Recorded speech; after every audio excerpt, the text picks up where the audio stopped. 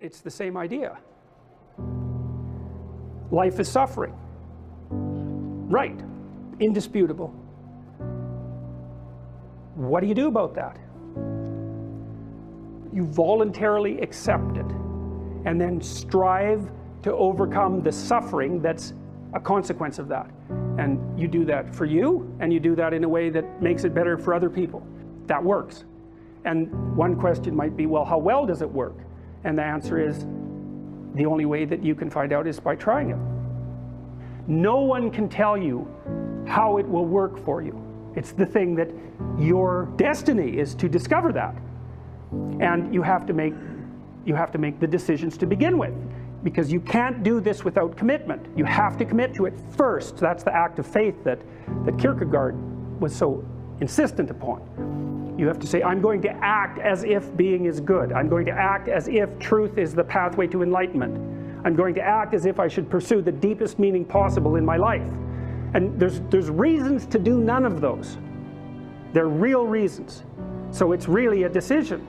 But you can't find out what the consequence of the decision is unless you make the decision. I think the same thing happens when you get married, by the way. Is that if you think you might leave, you're not married. And then you think, well, the marriage didn't succeed. It's like, well, maybe you were never married. Because the rule is, you don't get to leave. And there's a reason for that rule. The point is that there's some games you don't get to play unless you're all in. And the other thing that's so interesting about being alive is that you're all in. No matter what you do, you're all in. This is going to kill you. So I think you might as well play the most magnificent game you can, because do you have anything better to do? Really? Why not pick the best thing possible that you could do? Why not do that? Maybe you could justify your wretched existence to yourself that way. I think you could. That's what it looks like.